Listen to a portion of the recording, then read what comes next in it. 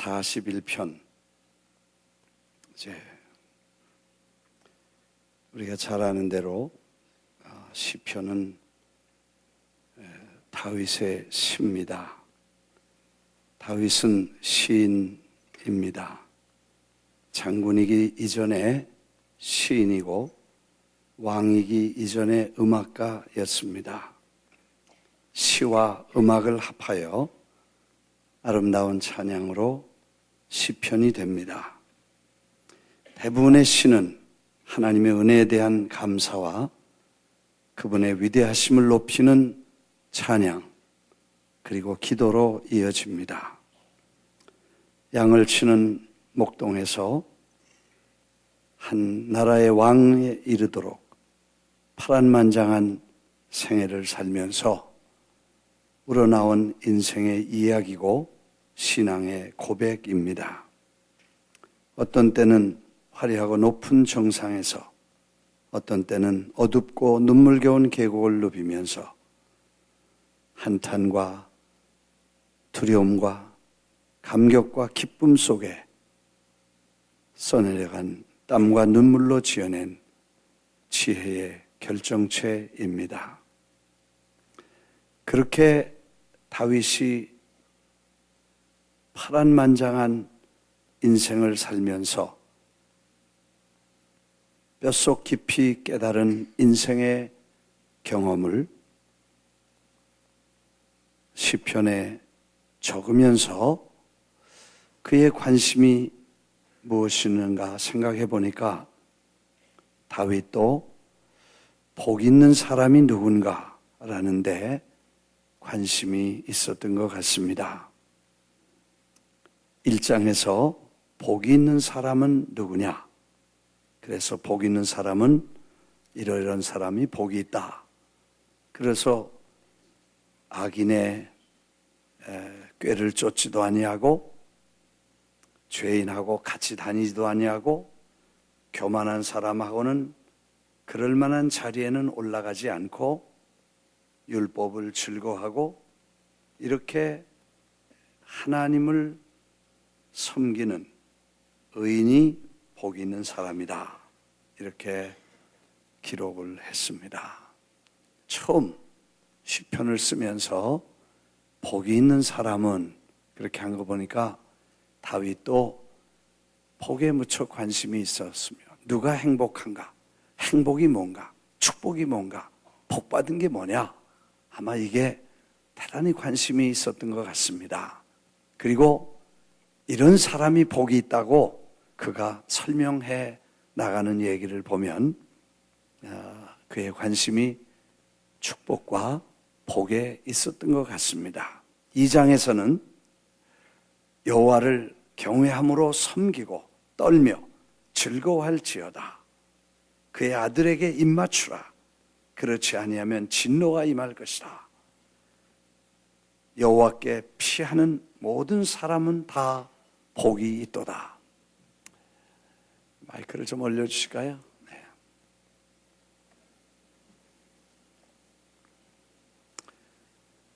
하나님께 피하는 자는 복이 있다. 네.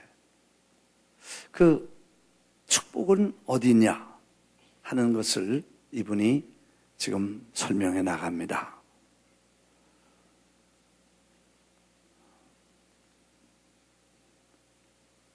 32장에 가면 허물의 사함을 받고 자신의 죄가 가리워진 자는 복이 있도다. 죄 사함을 받은 사람의 축복. 또 여호와를 자기 하나님으로 삼은 나라, 곧 하나님의 기업으로 선택된 백성은 복이 있도다. 하나님을, 여호와를 자기 하나님으로 섬기는 나라는 복이 있다. 이렇게 시작하죠. 오늘 여기 41장에 와서는 가난한 자를 보살피는 자에게 복이 있으며 재앙의 날에 여호와께서 그를 건지시리라. 가난한 자를 보살피는 자를 하나님이 복 주신다는 말씀, 그 사람이 복이 있다는 것입니다. 우리는 대부분 축복을 받으려고 합니다. 그래서 하나님 복 주십시오. 내게 축복하옵소서. Bless me. 나를 복 주십시오. 이렇게 하나님께 요청을 합니다. 근데 사실 성경을 보면 달라고 해서 주는 게 복이 아니고 하나님이 주시겠다고 해야 감사합니다 그러고 받는 거예요. 네, 아멘. 네, 달라고 막 그래서 주시는 게 복이 아니고 내가 복 주마. 그리고 복을 줄 때 됐습니다. 감사합니다. 뭐 사양도 좀 할 줄 알고 그래야 되는 거 아닌가 그렇게 생각이 돼요. 아멘. 네. 그래서 전에 우리가 얘기한 것처럼 너무 우리 축복받고 복 받는 거 너무 좋아해가지고 주시옵소서 주시옵소서 복 주시옵소서 매일 평생 기도가 그거예요. 제가 알아. 왜냐하면 10살 때 기도도 받거든. 네, 그때도 뭐 달라고 그랬어. 지금 쉰이 됐는데 아직도 그런 기도를 하고 있어. 우리 새끼들 잘 되게 해 주시옵소서. 뭐. 네. 그 사실 뭐 당연하죠. 하나님의 아버지시고 내가 필요한 것은 구할 수 있고 받아야 되고 받을 권한이 있기 때문에 달라는 것과 주시는 것이 이상하지 않습니다.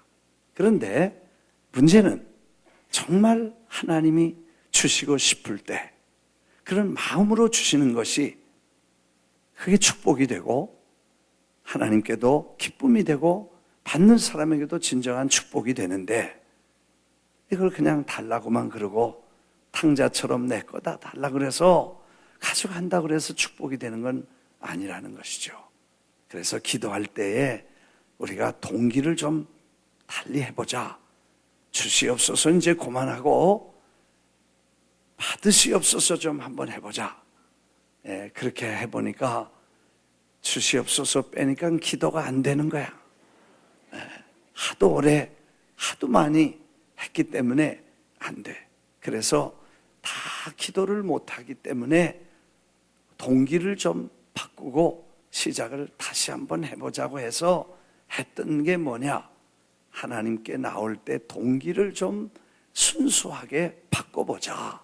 그래서 기도하기 전에 왜 기도하며 무릎 꿇기 전에 왜 무릎을 꿇으며 교회 나오기 전에 왜 교회를 나오며 내가 예배하기 전에 왜 예배하는지를 이걸 좀 동기를 바꿔보자. 은혜 받고 축복 받고 병 고치고 뭐 이런 거 다 그런 것 때문에 하지 말고 정말 주님이 기뻐하시는 게 뭔가 이렇게 생각하고 동기를 좀 바꾸자. 그래서 주님이 왜 왔냐? 그러시면 그냥 왔습니다. 뭐 얻어먹으러 온 거 아니고 그냥 왔습니다. 너 바쁜데 뭐하러 그냥 왔냐? 그러시면 보고 싶어서 왔습니다. 네, 아멘도 안 하시는 거 봐요. 네. 그냥 보고 싶어서 왔습니다. 그럼 주님이 감동이 되셔서 뭘 줄까? 그렇게 안 하시겠어요? 성경에 보니까요, 솔로몬이 1000번제를 드리면서 달란 소리 한 번도 안 해서 그냥 받으세요, 받으세요, 받으세요. 하나님이 기다리다 저놈이 뭘 달라고 그럴 텐데 1000번을 기다려도 한 번도 달란 소리 안 해. 왜? 받은 게 너무 크고 주신 은혜가 너무 큰데 뭘 달라고 그러겠어. 그냥 받으세요, 받으세요. 그러니까 하나님이 견디다 못해서 솔로몬아, 내가 너 뭘 해주면 좋겠냐? 그래서 하나님이 주실 마음이 불타고 뜨거워서 그분이 급하게 물어보시는 게 이게 축복이 아닌가? 네, 아멘 하십시다. 네.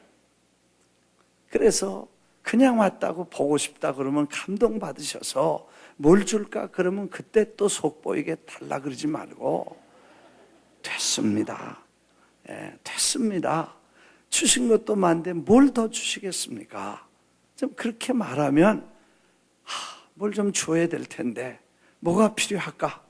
밤이고 낮이고 생각하시다가 그냥 주면 시험 옆에 집사님 수염 되니까 몰래 밤에 주시고 알게 모르게 갖다 주시고 필요한 거 다 채워주시고 필요 없는 거 다 제해주시고 뭐 이렇게 내 집안이 잘 되는 거 아니냐는. 주시면 큰일 나겠으니까. 그 사실 아버지가요, 탕자도 그거 주면 뻔해. 이거 주면 집 떠나고 이거 주면 타락하고 이거 주면 거지 되는 거 알아. 그런데도 하도 달라니까 주어서 그래서 가서 어떻게 됐어? 결과가 뻔하지 뭐. 예. 그래서 돌아와서 거지 되고 사람 철든다 뭐 그런 얘기가 바로 하나님이 다 주어낸 내 것이고 내 것이 다 내 것 아니냐. 내 것이 다 내 것이다. 예, 안 믿어줘서 아멘도 안 하시는 거 봐요. 내 것 다 네 거다 그러셔서 예, 그런 걸 믿고 아버지를 신뢰하고 그래서 아버지라고 말했으면 걱정하지 말고 걱정하려거든 아버지라고 하지 말라는 거예요. 예, 그럼 뭐라고 하냐 아저씨라 그러고 예, 걱정하려거든 그렇게 하지 말라는 거죠. 그래서 우리가 중요한 거는 하나님이 복을 주실 마음, 복을 주실 생각, 그 복 주시고 싶어서 뜨거운 마음이 생길 수 있는 사람이 누구냐? 이걸 좀 성경에서 찾아서 그 다윗이 그 뼈아픈 고통과 그 고뇌와 슬픔을 겪으면서 그 체험한 그 경험의 교훈을 여기서 우리가 배우자는 것입니다. 네. 1장에서는 뭐라 그랬어요? 의인이 되고 악인과 의인. 네, 이거 요즘 우리가 말로 하면 안 봐도 비디오. 네, 그런 말이 있어요. 그게 왜 생겼나? 그렇게 보니까 비디오를 보면 아주 결론이 다 똑같아. 가난한, 아니, 뭐죠? 나쁜 사람은 잘 될 것 같은데 안 되고, 그 다음에 좋은 사람은 아주 안 될 것 같은데 나중에 잘 되고, 다 그렇게 결론이 내려져. 안 봐도 그래. 그래서 안 봐도 비디오야. 그렇죠? 그러니까 그만큼 중요하게 하나님이 의인은 이렇게 하시고 악인은 이렇게 하신다. 복 받는 사람은 악한 사람과 같이 놀지 않고 교만한 자리에 앉지 아니하고 그리고 취하로 하나님 즐거워하고 의인은 잘 되고 악인은 망할 거다. 안 봐도 안다. 할렐루야. 네. 그래서 복 있는 사람이고 그 다음에 41장에는 가난한 자를 보살피는 자는 복이 있나니 그렇게 말씀을 하십니다. 가난한 자를 보살피는 자는 복이 있나니 좀 영어 성경을 보면 약한 자를 돌보는 자는 복이 있다. 그렇게 말씀을 하십니다. 그러니까 약한 자죠. 우리가 말하는 그 약한 자, 가난한 자, 물질적으로만 가난한 자가 아니고 신체적으로도 약한 자, 혹은 연영적으로도 어린 아이들, 특히 아이들은 어른들의 보호가 없으면 금방 다칩니다. 아이들은 어른들의 보호가 없으면 아무 일도 할 수 없습니다. 소리도 크게 낼 수 없고 데모할 수 없습니다. 그냥 우는 게 답니다.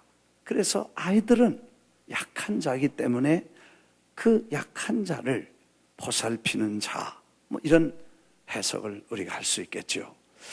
사실 우리 교회의 역사를 쭉 보면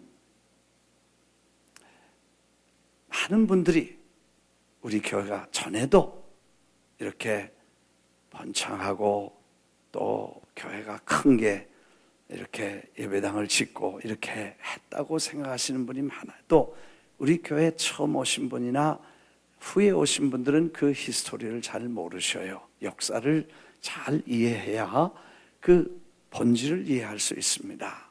처음 이 교회가 이리로 이사 왔을 때 여기는 허벌판이었습니다. 그리고 앞에는 이상한 갬블, 그리고 포르노, 영화, 게임 하는 그런 범죄자들이 모이는 동네였습니다. 밤이 되면 여기 마약 딜러들이 버글거리고, 그래서 칠척칠척하는 매립지에다가 아무 밤에는 무서워서 오지도 못하던 지역입니다.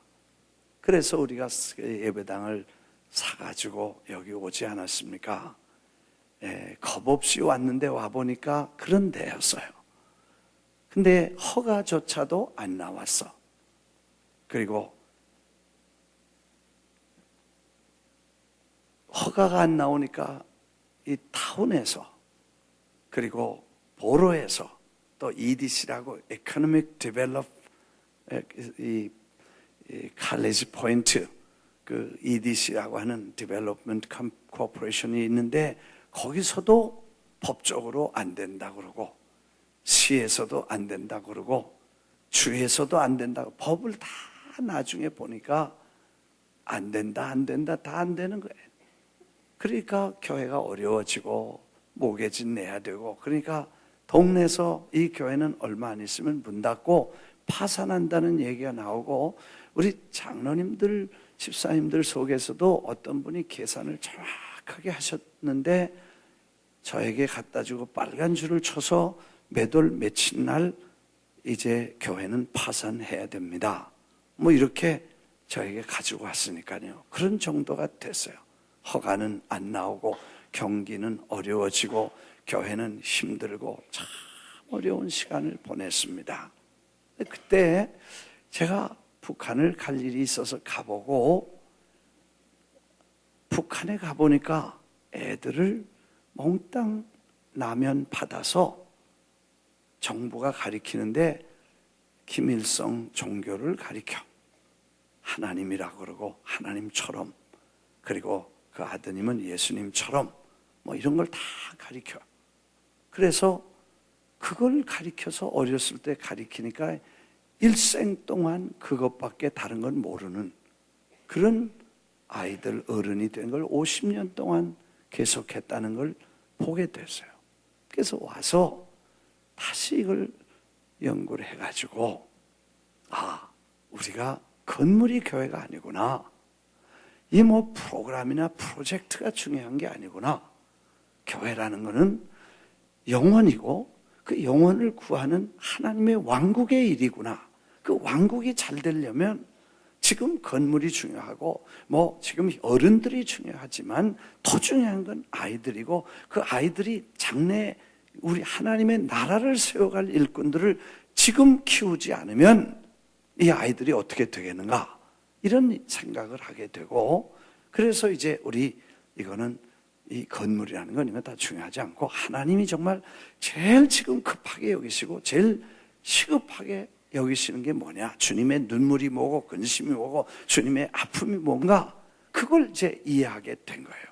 그래서 이 다 복잡한 문제가 있는 중에 하나님, 이거 제대로 되면 하나님 앞에 이걸 바쳐서 지구촌에 사는 18억 5천만 아이들을 위해서 이 건물과 우리 목회와 모든 에너지를 다 쏟겠습니다. 그렇게 제가 소원하고 여러분이 동의해서 우리 같이 동의가 된 거예요.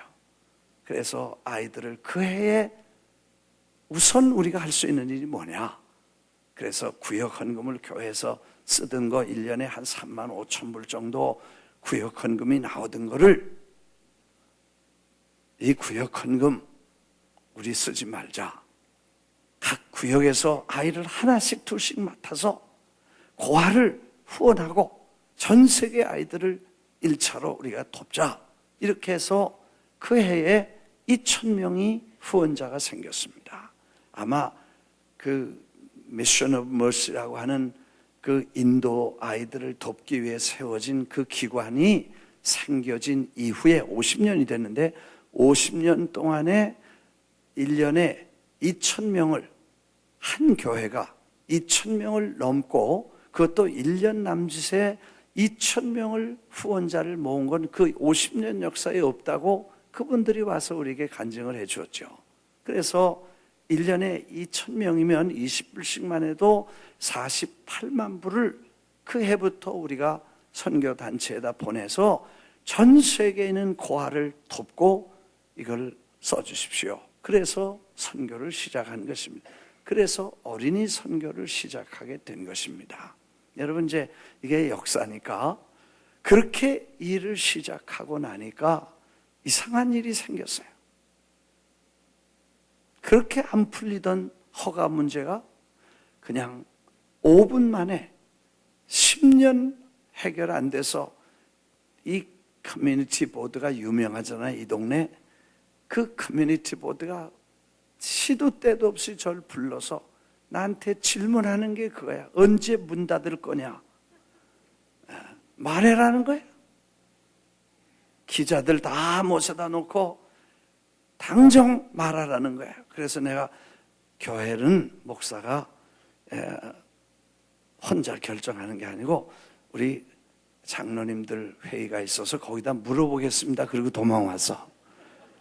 그렇지 않으면 그걸 나올 수가 없어요. 그렇지, 사실이고 문 닫겠다든지 열겠다든지 그걸 목사가 혼자 닫고 여는 게 아니고 다 여러분들이 회의해가지고 결정하는 거잖아요. 재직회도 있고 행정장로님회도 있고 공동회도 있는데 컨그레이션이 다 결정해서 하자 그래야지 목사가 혼자 이리저리 하는 거 아니잖아요. 그렇게 설명을 하고 도망 나와서, 그리고 언제 닫냐고 자꾸 물어봤는데 이런 어려움이 있었어. 근데 10년 해결 안 되던 게 마지막에 기적적으로 5분 만에 영원히 순복음 뉴욕교회는 거기서 교회를 할 수 있다고 판결을 해줬어. 네, 할렐루야. 네, 그래서 우리가 이제 저쪽 체육관 애들 위해서 먼저 짓고, 그 다음에 이 본당을 짓고, 원래 이 타워만 있었습니다. 이게 월드페어 할 때 40-50년 전에 그 타워를 짓고 호텔 하려고 하다가 그걸 못 맞추고 소셜 시큐리티 오피스에서 그걸 빌려가지고 사무실 하던 그런 건물이었어요. 아무것도 없었어요. 그래서 저거 짓고 이거 짓고 식당 다 수리하고 그렇게 해서 예배당을 우리가 들어오게 된 거예요. 참 놀라운 일은 하나님께서 복을 주신 거 확실해. 네. 근데 왜 주셨을까? 그 터닝 포인트가 어디 있는가 생각해 보니까, 우리 잘 먹고 우리 잘 살고 교회 성장하고 축복받고 목회 성공하고 건물 짓고 이런 것에 관심을 두었던 것을 회개하고 다 내려놓고 오직 하나님이 기뻐하시고 관심 있는 어린아이들, 세계 어린아이들을 돌보고 헐벗고 굶주린 고아들을 돌보겠다고 생각한 그때부터 하나님께서 복을 주시기 시작해서 오늘 여기까지 하지 않았나 그렇게 생각이 됩니다. 그때부터 놀라운 일들이 생겼어. 하여튼 교회 이 지역을 우리가 간추할 때는 여기 길이 없었어요. 아니, 페이빙이 안 됐었어.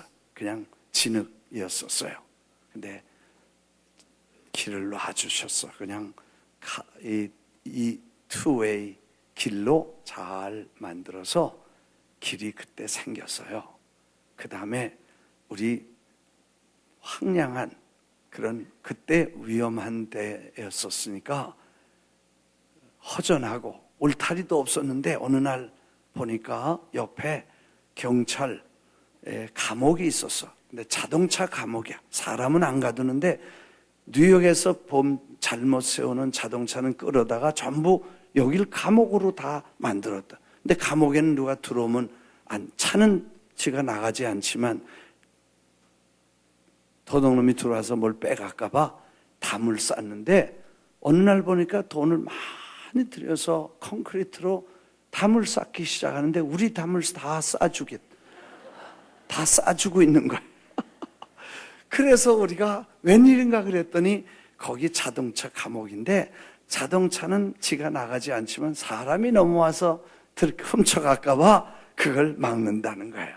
그래서 돈 하나 안 들이고 다 그걸 막아줘서, 그리고 여기 하이웨이에서 다 사방에서 오기도 좋은데 와서 내려가지고 신호등 걸리고 또 걸리고 또 걸리고 또 걸리고, 여기 오는데 10분 걸렸어.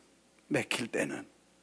이걸 어떡하나 걱정을 했는데, 어느 날 무슨 대공사를 하는데 보니까 하이웨이에서 내리면 바로 돌아 나오도록,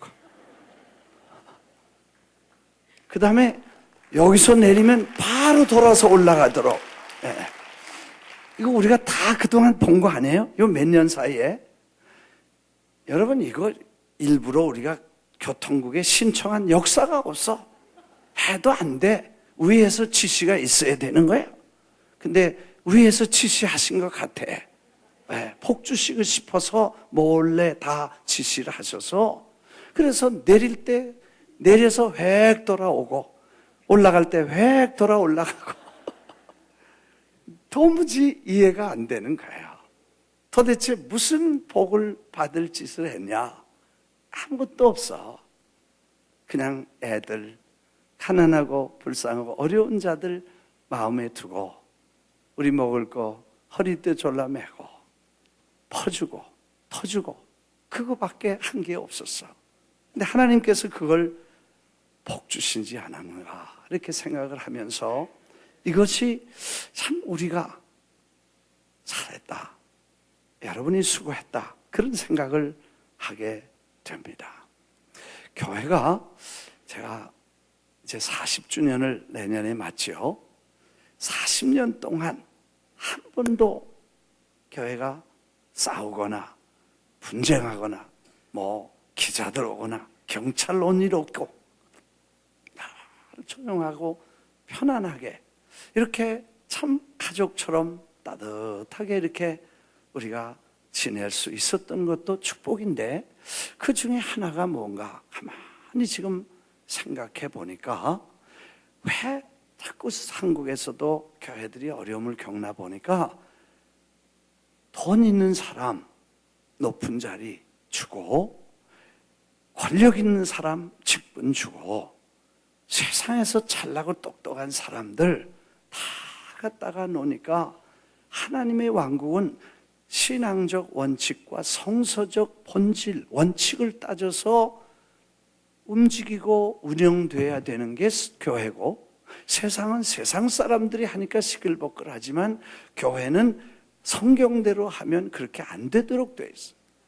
그래서 밖에서 잘 되고 부자 되고 성공한 사람이라고 해서 교회에서 뭐 대접하고 직분 주고 그런 건 아니고, 오히려 교회에서 신앙적으로 성경적으로 영적인 일에 힘쓰고 가장 낮은 자리에서 발을 씻기고 섬길 수 있는 사람들이 직분을 맡아야 된다. 그래서 우리 장남들을 봐도 여기 돈 많은 분 하나도 없어. 다행, 할렐루야. 예. 뭐 돈 많다고 목사님 이럽시다 저럽시다 그러지도 않아. 예. 목사님 뭐 법적 소송 끌고 갈 일도 없어. 예. 그래서 사실은 조용한 거예요. 내가 우리 교회가 성경대로 말하는, 세상 이제 신학이 잘못됐기 때문에 그러죠. 축복, 성공, 뭐 이런 것들 때문에 그런 게 신학적으로 들어와서 교회 안에서도 부자 되면 꼭 믿음이 좋고, 믿음 좋으면 성공하고, 성공한 사람 축복받은 사람이다, 이런 공식에 일단 들어가면 그 다음에 경제적 여유가 없는 사람이나 좋은 집, 큰 집, 좋은 차 안 탄 사람은 사람 취급 못 받게 되고, 조금 더 나가면 병들거나 실패하거나 가난해지면 저주받았다고 교회에서 따돌림을 받고 하나님도 버렸다고 스스로 낙심하기 때문에 이게 교회의 문제가 된다는 것을 우리가 지금 보니까 이걸 발견하게 된 거예요. 그래서 여러분, 교회 안에서 절대로 차별하면 안 되고, 모든 분들을 존중하고, 그리고 모든 분들 중에 어린아이들과 노인들과 약한 분과 외로운 분과 이런 분들이 교회 안에 와서 그분들이 쉼을 얻고 샘을 얻고 힘을 날 수 있도록 만들어주는 데가 교회인 줄 믿습니다.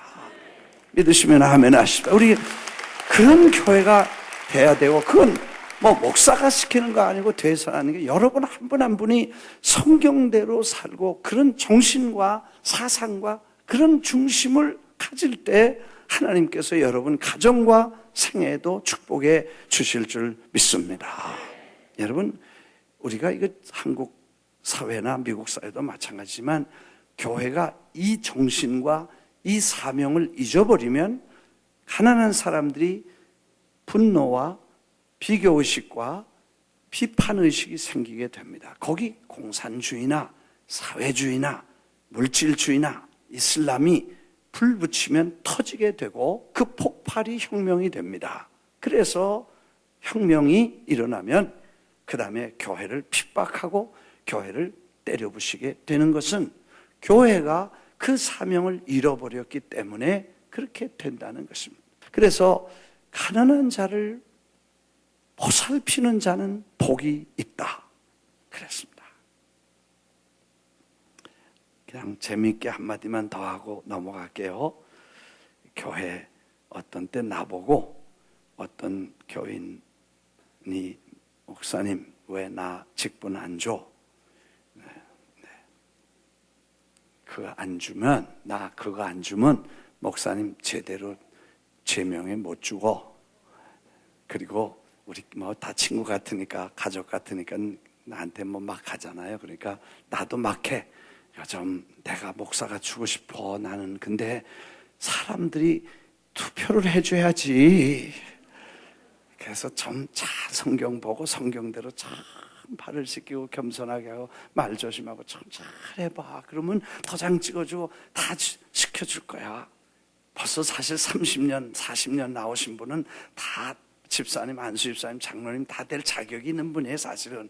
근데 그거 사람들이 좀 헌신하고 봉사하고 겸손하게 낮아져서 그렇게 다 이렇게 공동체니까 다른 분들을 위로하고 가난한 자를 돌보고 섬기는 그 마음을 갖고 있는 사람들을 찾고 있기 때문에 그게 어려운 거예요.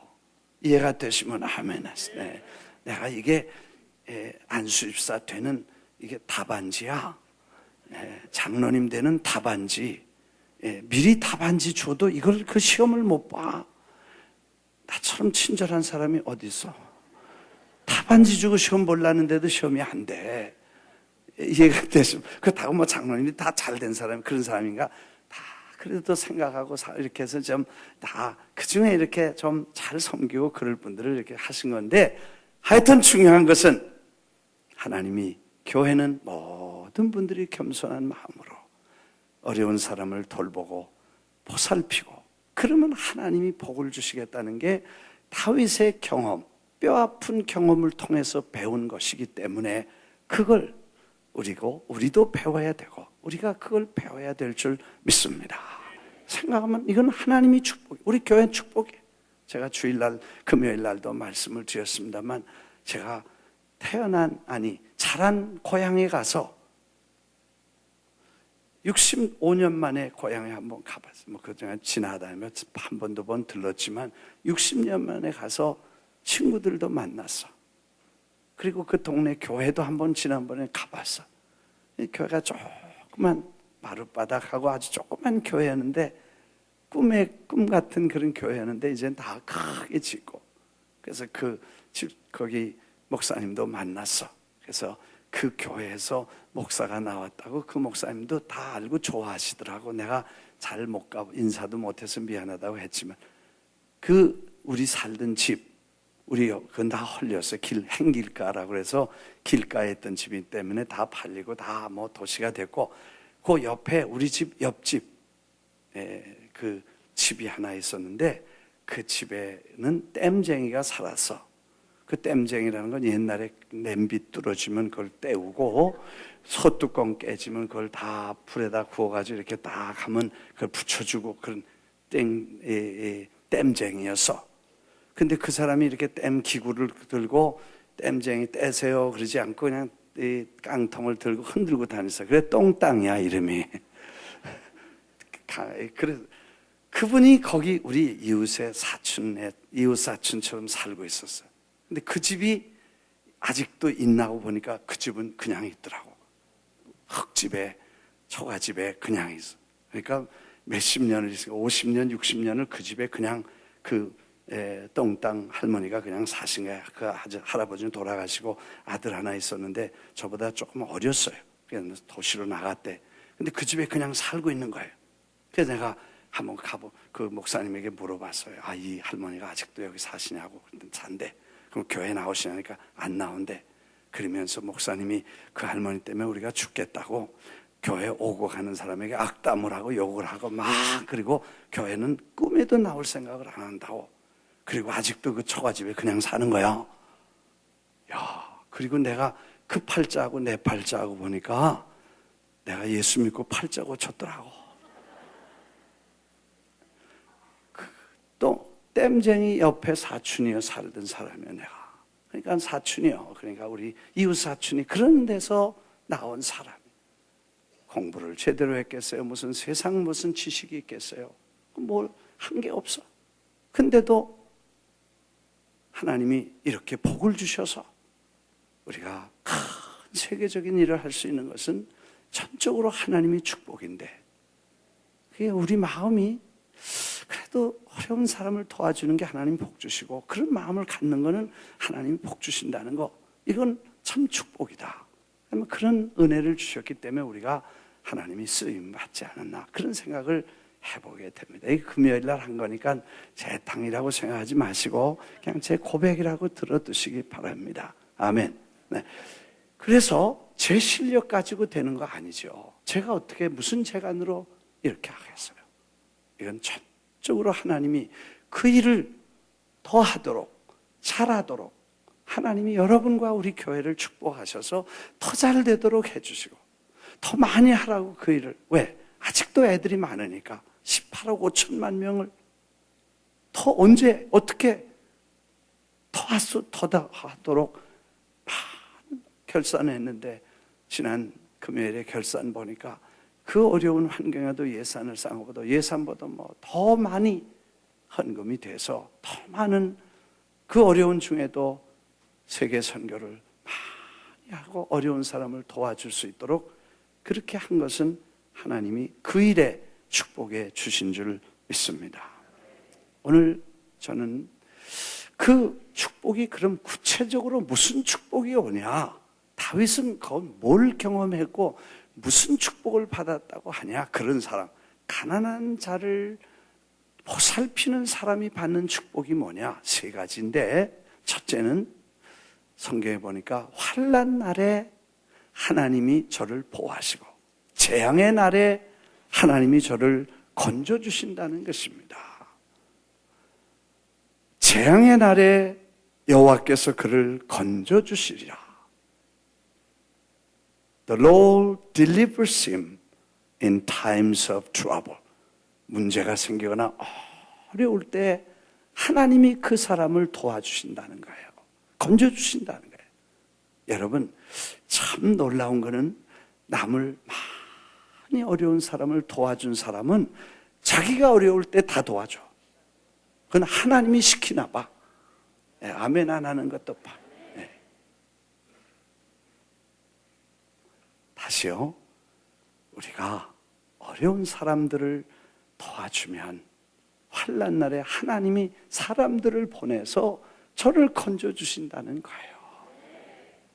우리 한국이 이렇게 경제적으로 축복을 받고 놀라운 발전을 가져왔는데 이제 우리가 세계 가난하고 어려운 사람들을 전 세계 가난하고 어려운 사람들을 품고 우리도 배고팠던 그 아픔을 이해하고 우리의 고통받았던 그 고통을 이해하고 그들 옆에가 서고 그들을 섬겨준다면 하나님은 한국의 축복이 축복되게 하실 것이고 그리고 그걸 가지고 가난한 자 외면하고 언제 그랬냐? 지난날 잊어버리고 나 먹고 잘 살자고 하면 자살, 세계적으로 문제 만들고 이런 거 다 말할 수 없죠. 이런 것들 때문에 그것이 축복이 아니라 재앙이 돼서 한국이 어려움과 재앙을 만나게 된다는 걸 우리가 느끼면서 정말 지금 우리가 할 일이 무엇이고 해야 될 일이 무엇인가를 깨닫게 되시기를 바랍니다.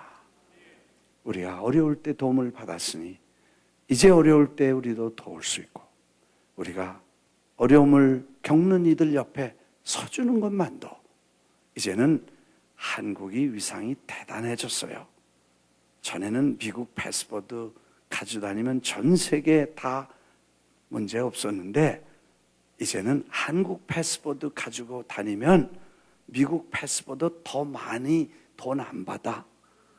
더 환영해 그러더라고. 그래서 왜 그런가 보니까 한국의 위상이 그만큼 올라가서 그래. 근데 우리가 이 높이 올려주신 것에서 사람들을 품고 함께 기도하고 도와주고 섬기면 그분들이 얼마나 고마워하고 행복해하는지 우리가 경험했습니다. 그래서 가난한 자를 돕는 자는 재앙의 날에 저를 건져주시리라. 믿으시면 아멘 하십시오. 그 다음에 두 번째 말씀 축복이 뭐냐면 그가 아플 때 고쳐주신다. 그러죠? 여호와께서 그를 지키사 살게 하시리니 그가 세상에서도 복을 받을 것이며 그가 병상에서 붙드시고 그가 누워있을 때마다 그의 병을 고쳐주시나이다. 그랬습니다. 여러분, 우리가 우리 몸을 건강을 위해 늘 신경을 쓰지만 그래도 어려운 사람들 돕는 일을 계속 많이 하면 내가 아플 때 하나님께서 우리를 병상에서 고쳐주시고 세워주시고 지켜주신다는 것입니다. 사실 가난한 자에게 돕는 것은 나에게 꾸는 것이다 그랬어요. 성경에 보니까. 그렇죠? 그러니까 우리가 하나님한테 한없는 빚을 졌는데 빚을 갚는 게 아니고 하나님이 빚을 지시는 것, 하나님께 빚을 드리는 거예요. 그러면 하나님은 이자에 이자까지 흔들어 눌러서 넘치게 채워 주시겠다고 약속하신 분이니까 그분에게 빚을 드리세요. 왜? 가난한 자에게 구워주는 것은 내가 빚지는 거다. 내가 갚아주마. 약속이니까. 그래서 우리가 하나님께는 어떻게 드리지 못하고 가난한 자를 돕는 것이 하나님이 우리를 도와주시고 축복하시는 것일 뿐 아니라 우리가 병약할 때 그분이 우리를 건져주신다는 것입니다. 믿으시면 아멘 하십시다. 다윗이 장군이기 때문에 일생 동안 감기 곧불 하나 안 들고 죽었는 줄로 생각하는데 이거 보니까 그도 아팠어. 유행성 감기도 들리고 간염도 지나가고 혈압도 올라갈 때 있고 도망 다니다가 다치기도 하고 골절도 하고 그랬나 봐. 그때 하나님 아버지 제가 어려운 사람들을 보살핀 걸 기억하시고 하나님 제가 일어나 그 일 더 하겠습니다. 일으켜 주셨다는 걸 체험했기 때문에 이 글을 썼다고 생각이 됩니다. 이해가 되시면 아멘 하십시다. 네. 하나님이 우리가 어려울 때 하나님이 도우실 수 있도록 지금 어려운 사람들을 돕고 그들을 위해서 시간을 쏟는 것은 곧 자기에게 축복을 쌓는 것이고 하나님이 빚을 들여서 갚게 하시는 것이라. 이해가 되시면 아멘 하십시다. 그리고 그가 하나님 앞에 범죄했을 때도 사실 다윗은요 대낮에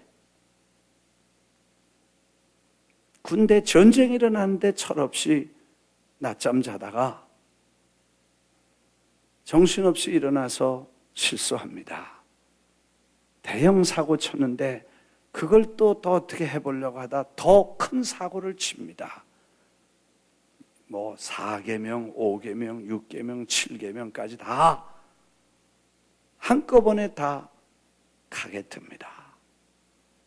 그런데 그가 그런 마음 범죄했을 때도 하나님 불쌍히 여겨달라고 기도하니까 하나님께서 그래, 네가 저를 불쌍히 여긴 것처럼 나도 너를 불쌍히 여기겠다.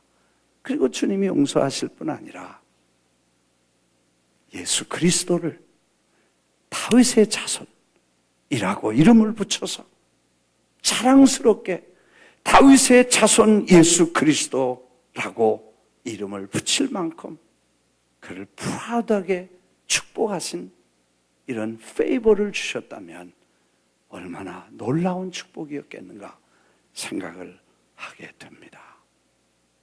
우리가 허물과 실수가 있어도 남을 불쌍히 여기고, 여러분 이 불쌍히 여기는 마음은 기독교인이 가질 가장 중요한 마음입니다. 여러분 지금 인터넷 보면요, 사람들은 마음이 강팍해지고 어두워지고 남의 허물과 실수에 대해서 절대로 잔인하게 용서하지 않고 잔인하게 공격하고 죽입니다. 그리고 뭐든지 허물만 있으면 긁어서 대단하게 만듭니다. 하여튼 이승만 박사님 얘기 지난번에 말씀드렸지만 대한민국이 그분 없었으면 없고 이승만 박사 없었으면 민주주의는 대한민국에서 가능하지 않습니다. 이건 역사에 남는 기록이니까. 그리고 그분이 대한민국의 애국자, 건국의 아버지고, 이제 4.19 세대가 일어나서 그거를 그렇게 평하니까 다시 그분을 보니까 그분이 세계적인 영웅이고 세계가 인정하는 영웅이다. 이거 제가 이승만 박사 영화 만든다는 데서 서울 가니까 잠깐 오라 그래요. 가보니까 목사님들만 한 200명 모이셨더라고. 그래서 내가 나보고 인사 한마디 해달래서 내가 이승만 박사 사진 찍을 때, 영화 만들 때 뉴욕 잊지 말라. 뉴욕에 세계적인 영웅만 환영하던 뉴욕 퍼레이드, 이 뉴욕의 큰 시민들이 수십 명, 100만 명이 모여서 종이가루를 꽃처럼 날리면서 뉴욕 시장이 그를 환영하고 뉴욕의 거대한 영웅만 퍼레이드를 하는 그런 동양 사람, 외국 사람으로는 처음으로 이승만 박사를 뉴요커가 이렇게 환영했고 뉴욕 시장이 그를 세계적인 영웅으로 소개했는데 뉴욕의 그 장면을 꼭 잊지 말고 그걸 찍어라. 내가 그렇게 얘기를 했더니 다 박수 치더라고. 몰랐나 봐. 우리도 박수 한번 쳐요. 여러분, 사람이라는 거 공과 사가 꼭 있거든. 잘한 것도 있고 못한 것도 있게 됐어요. 근데 뭐라는 분이냐? 하여튼 인터넷에다가 그 이승만 박사 이런저런 얘기를 있는 거 없는 거짓말 해가지고 다 젊은 사람들이요, 그것만 보면 이승만은 대한민국의 최대의 역적으로 보겠어요. 독재자 중에 독재자라고 보겠어요. 여러분, 마음에 그런 거 읽으면 그렇게 됩니다. 그런 거 자꾸 보면. 그래서 그런 게 사실인가? 그럴 수도 있겠다. 그렇게 볼 수도 있겠다. 그리고 좋은 면을 또 보고 그 분석해서 정말 사실대로 잘 보고 그렇게 해야 우리가 올바른 역사관, 철학관, 민족관, 국가관, 교회관, 사상과 철학이 있는 그런 건전한 사람이 되지. 그렇지 않으면 감정과 의지와 이런 선동에 의해서 휩쓸려서 공산주의도 하고 사회주의도 하고 별로 거 다 할 수 있어요. 그렇게 되는 게 사상과 철학과 역사관이 없기 때문에 우리가 그렇게 되는 거예요. 그래서 우리가 긍휼히 여기는 마음은 하나님이 주신 마음이다. 믿으시면 아멘 하십시다. 여러분 지금 그 보세요. 때려부시고 반대하고 죽이고 난리치고 뭐 이래도 안 되고 저래도 안 되고 반대를 위한 반대를 하고 뭐 이 소고기 얘기 한 번만 더 하고 이거 끝내. 예. 소고기 미국산 소고기 지금 가보면요 스테이크 다 연하다 맛있다고 다 잡숴. 한국에 가서 내가 이거 어디 거냐면 미국 거래. 그 왜 먹냐고 그랬어 내가. 촛불 켜고 난리치더니 뭐하러 먹냐 그랬. 근데 선동이라는 게 뭐냐? 자기 의지가 없을 때 휩쓸려 다니는데 어두운 생각과 어두운 부정적인 걸 계속 받으면 그 다음에 비판의식과 분노의식이 생기고 그 분노가 자라서 폭발될 때 자기를 잊어버리게 되고 무서운 현실을 다른 사람에게 피해를 주는 데까지 간다는 걸 잊지 않게 되기를 바랍니다. 그래서 대한민국의 건국의 아버지 그리고 그분에게도 사람이니까 실수가 있을 수 있겠지만 지금 나와 돌아다니는 얘기 다 3분의 2는 다 거짓말이에요. 네. 제가 다 조사해보고 하는 얘기니까 나보다 더 연구 많이 하신 분 있으면 오셔서 저를 가르쳐 주세요. 제가 많이 봅니다. 연구하고.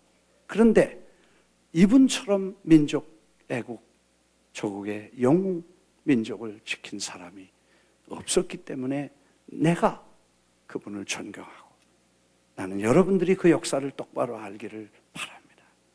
네. 그리고 내가 전에도 말씀드렸지만 이승만 박사, 건국의 대통령 이승만 박사님 기념사업회를 이 많은 공간에 그래도 하나 드리고 오신다니까 환영하고 간판도 하나 붙이고 좀 그렇게 했으면 좋겠다는 생각을 하고 지금 진행을 하고 이제 대한민국이 생일이 없는 나라가 돼서 그래서 조국이 1945년에 해방되고 1948년에 헌법이 7월 17일 날 통과되고 민주주의, 자유민주주의 헌법이 통과되고 8월 15일 날 선거를 통해 대통령으로 취임을 한 그리고 대한민국이라는 국호를 발표하고 나라가 시작된 대한민국의 생일을 이제 해방일이 아니고 그 다음에 무슨 우리가 8.15 광복절이라고 그러지 말고 아예 건국절로 아주 정하지 않은 운동을 사인을 지금 하는 거예요. 1,000만 명이 사인하면 대통령이 움직이고 국회가 움직여서 결정하면 8.15 광복과 함께 대한민국의 건국일이고 건국일이면 건국의 아버지는 김씨가 아니고 이씨다. 이렇게 할 때에 나라가 살고 앞으로 되는. 설교하다 딴 데로 갔어요. 명수하시고.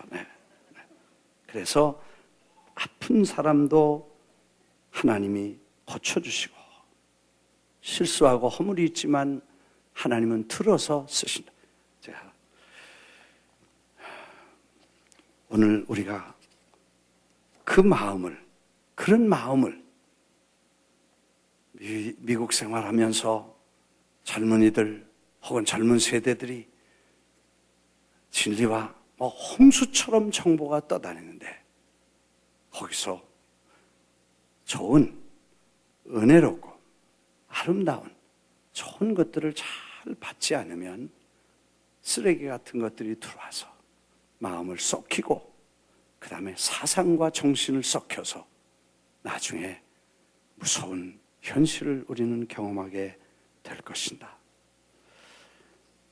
제가 여러 해 전에 이 말씀을 마치겠습니다. 여러 해 전에 소록도를 간 적이 있었습니다. 전남 고흥군 도양읍 소록도.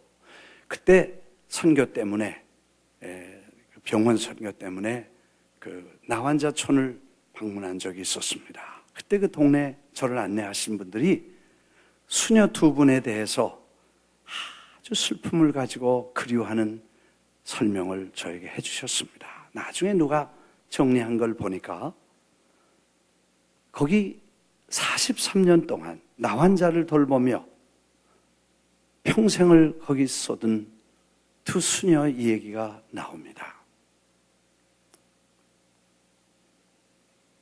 마리아, 71살 된 마리안이라는 선교사와 마가레트라고 하는 수녀가 저 오스트리아, 지금 비엔나라고 하는 그 수도가 있는 오스트리아의 간호학교를 졸업하고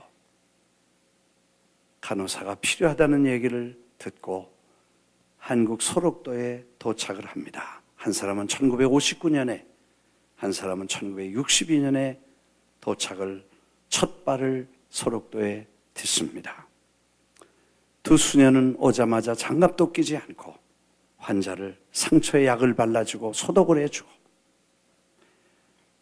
그리고 외국 진료들을 초청해서 치료도 해주고, 장에 팔도 없고 얼굴도 찌그러지고 다리도 없고 이런 사람들을 전부 도와줘서 그 장애를 극복할 수 있도록 도와주고, 애들은 거기서 자란 애들을 잘 돌봐주는 보육원을 만들고, 사실 그때 우리는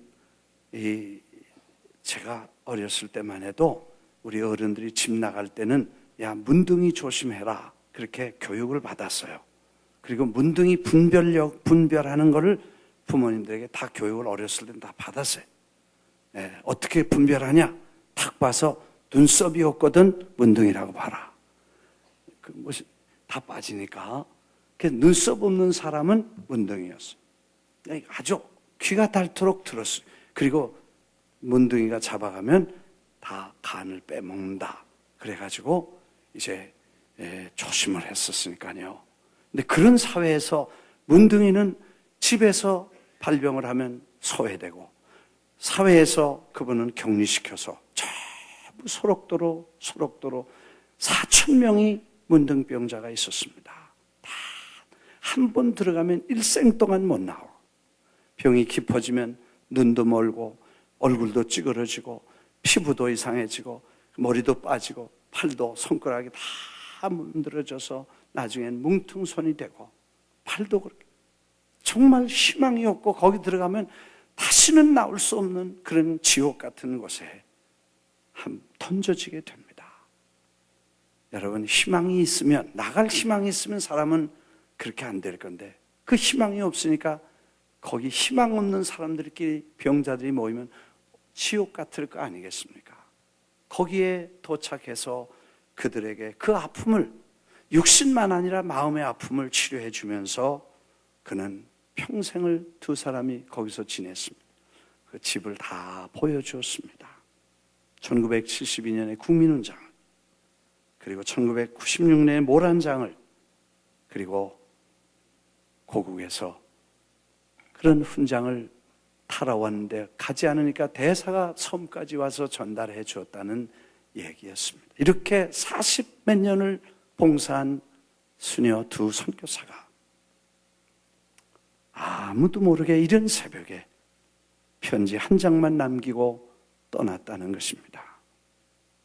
편지에서 우리끼리 나이가 들면 제대로 일할 수 없게 될 때 있는 분들에게 부담되지 않도록 그때 되면 떠나자고 얘기했는데, 이제 그걸 실천할 때가 온 것 같습니다.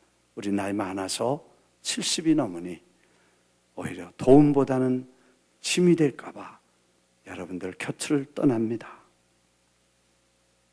부족한 외국인으로 사랑과 존경 감사했습니다. 우리 부족함 때문에 아픔을 준 것은 용서해 주십시오. 그리고 작별 인사도 없이 섬을 떠납니다.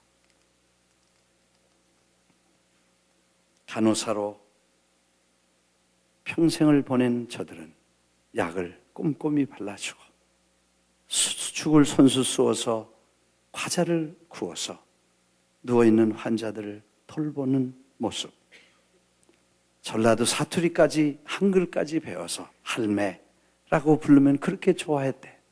할매 그랬다 그래.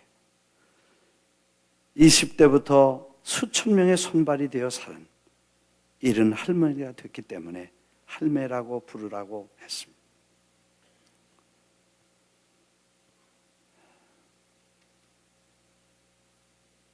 결국 귀향길을 올랐을 때 40여 년 전에 가지고 왔던 그 가방, 다 낡은 옛날 가방 하나 들고 입던 옷 그대로 다시 고향으로 떠나가서 외로운 섬, 버림받은 섬, 거기 주 예수 그리스도의 손길로 가서 그들을 돕고 생애를 거기서 사역을 마치고 돌아왔다는 것입니다. 처음에 6천 명의 환자가 있었다는데 아이들도 200명이 있었다고 합니다.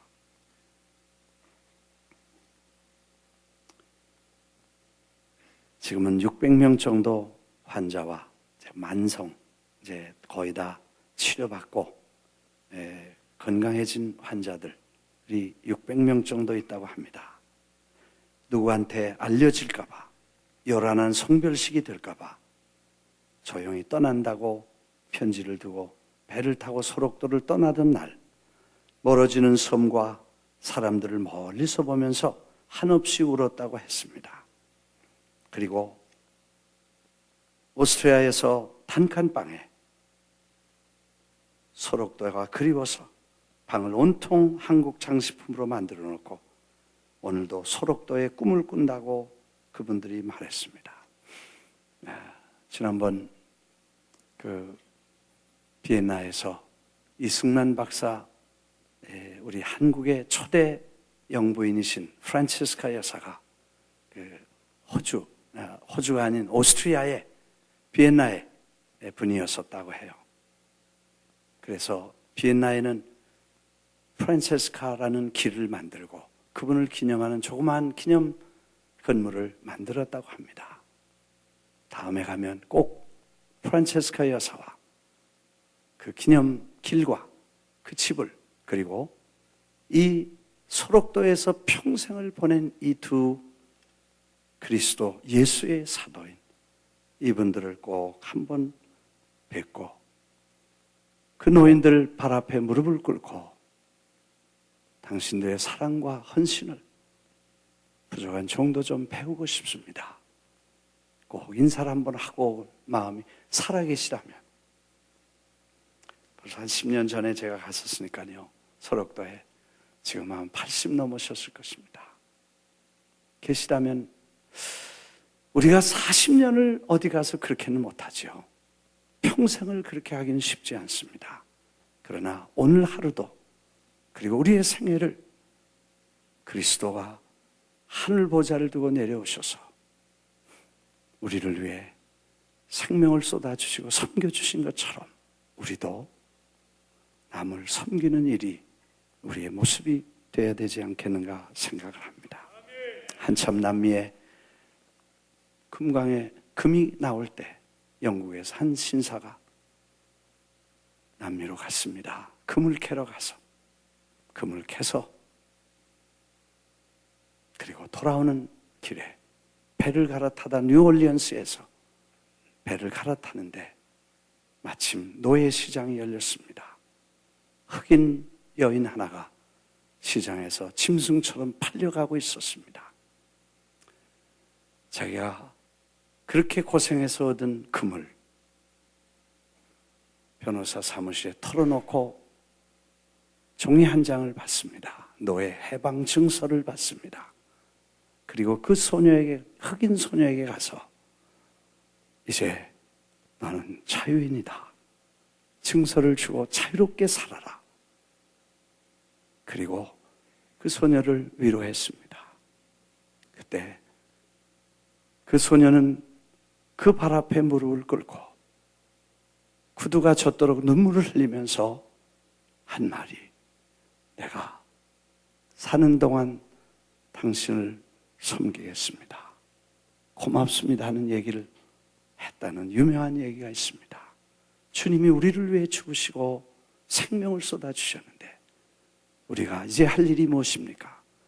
겸손한 마음으로 발을 씻기고 어렵고 힘든 사람들을 돕는, 그래서 세계 수많은 어린아이들을 살려내는, 그래 1000명의 지도자가 모일 때 그분들에게 이 메시지를 강력히 주고 가서 Do it, 이렇게 하십시오, 힘차게 말할 수 있도록 우리가 그 준비를 갖추게 되기를 주의 이름으로 축원합니다.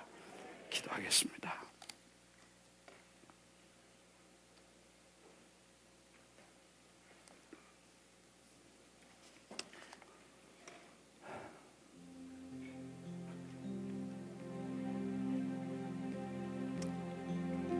내가 원하는 한 가지,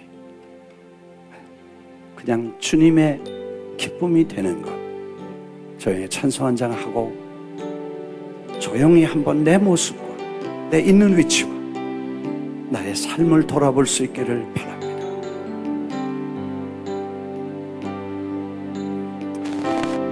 내가 원하는 한 가지, 주님의 기쁨이 되는 것.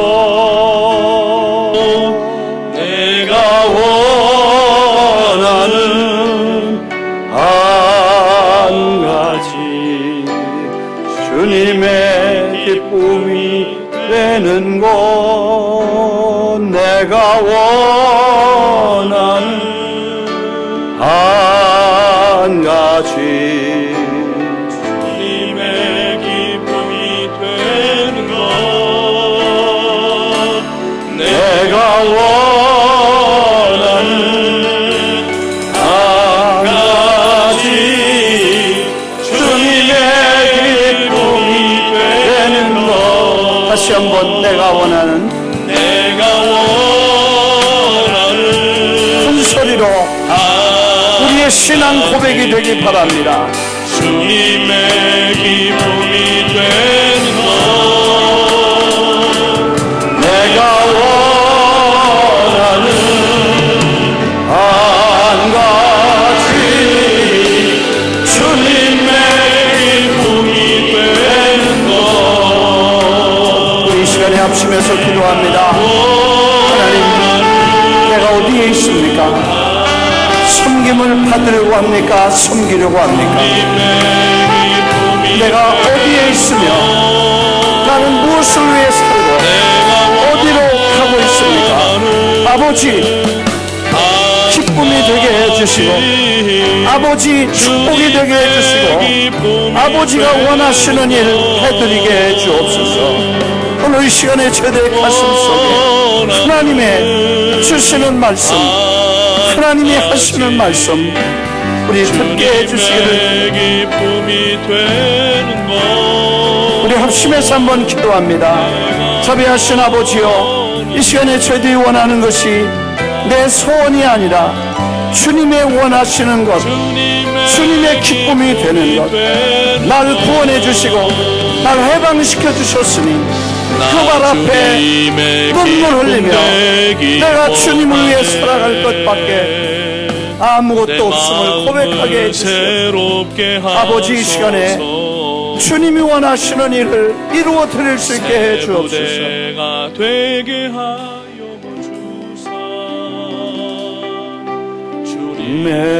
기쁨을 하소서.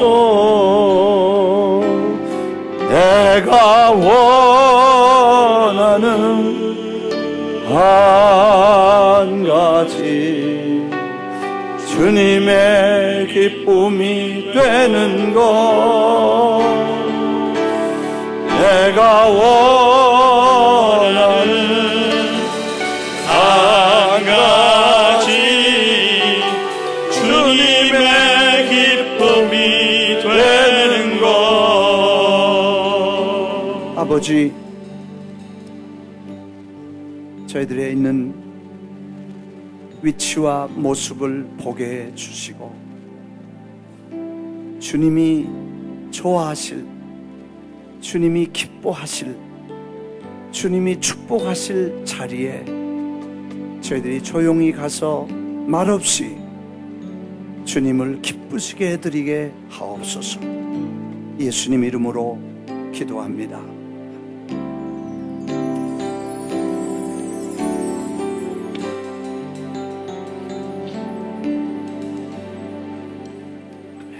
우리 하나님께 영광을 돌려 우리 박수 한번 합시다. 할렐루야, 할렐루야. 옆에 계신 분에게 우리도 잘 섬겨보십시다.